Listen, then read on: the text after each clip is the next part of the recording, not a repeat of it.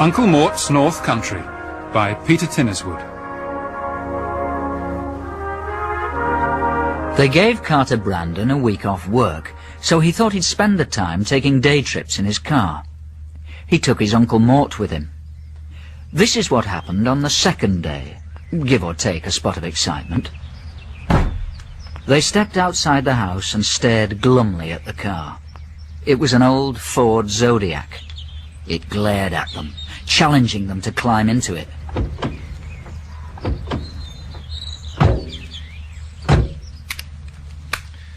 Where shall we go today? I'm not mithered, Carter. Anywhere will make a welcome change from your mother's home cooking.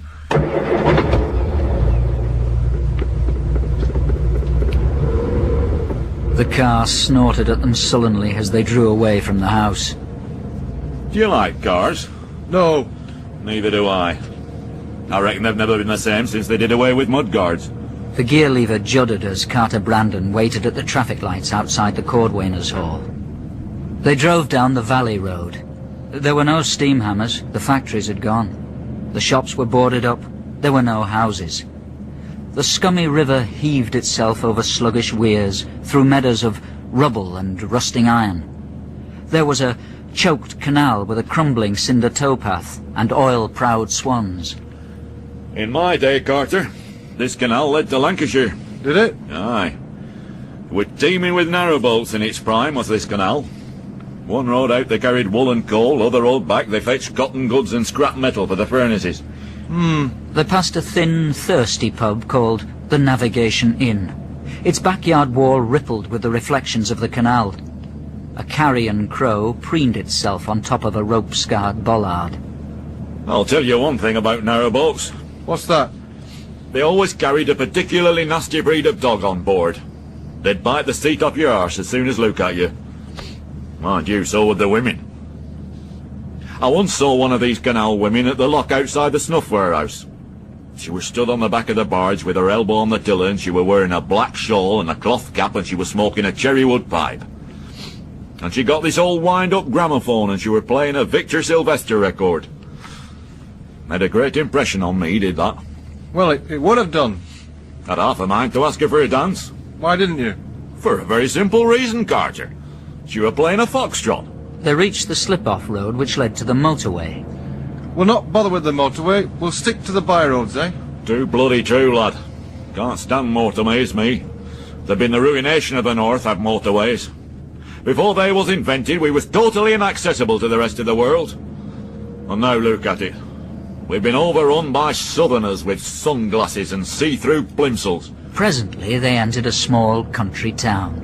There were mellow churches and a slow, straight river, with a small Danish coaster moored at the quay. The main street was broad, and in its centre stood an old butter mart. There were farmers and abandoned supermarket trolleys. I could do with a pint, Carter. Aye, so could I. He parked the car outside a tin-roofed Methodist chapel. They stepped out. There was a smell of fresh bread and stale sheep.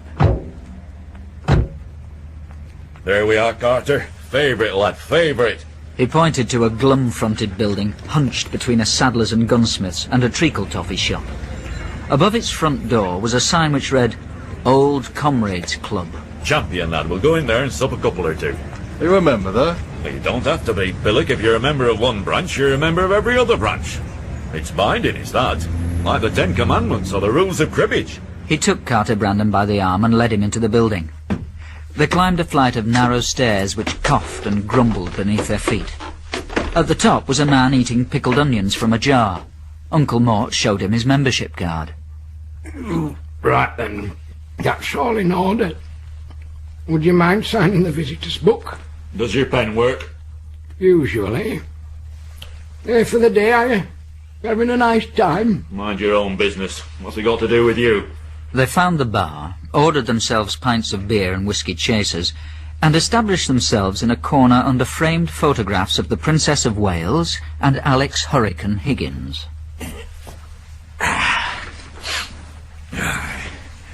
Redolent, eh, Carter? Bloody redolent. Redolent of what? Fallen comrades. Lads who never came back. What from? Well, the wars, Saltbrain, the wars. Oh, them. Did I ever tell you about my service and experiences in the First World War, Carter? Yes. All them brave lads cut down in their prime. All those sturdy northerners whipped off the face of the earth, doomed to spend eternity and beyond poking their toes at the roots of the poppies in Flanders fields. Carter, Yes? do you like Nat Mills and Bobby? No, I can't stand them. Good, neither can I. Two elderly men carrying hollow-cheeked plastic shopping bags entered the bar. The barman nodded at them and said, How's the wife, Marcus? She's gone to Bridlington for the week. My condolences. And has she shown you how to work the mangle? I think so. The two old men took their drinks and settled themselves at a spindly table under a faded poster proclaiming the motto, "Coughs and sneezes spread diseases." Gradually, as the midday sun appeared above the yardarm and its rays wheezed on the tattered white ensign and the chipped wooden propeller above the bar, the room began to fill up. There were old men with watery eyes and blue-veined noses. There were old men with gnarled knuckles and creaking kneecaps. There were old men with scuffed boots and hang-dog waistcoats. Bastards. Why? What are they doing back here? Why didn't they pay the ultimate sacrifice like my lot? What you talking about? You came back, didn't you? Aye. But after supping this beer, I wish I hadn't. Right then. Shall we make a move? Make a move? Isn't that typical of the younger generation? What do you mean? Here you are, surrounded by your nation's living history. Here before you are the creators of your national heritage. You're in the presence of rampant patriotism. And what do you want to do? You want to bugger off to a pub with fitted carpets and calendars of nude women with no clothes on. All right then, let's stop on and have another pint.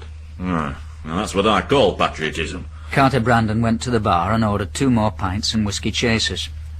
An elderly man with a feeble and aged shopping trolley resting at his feet smiled at him and said, How do? Can you smell gas? No. Neither can I. Quite a relief, isn't it?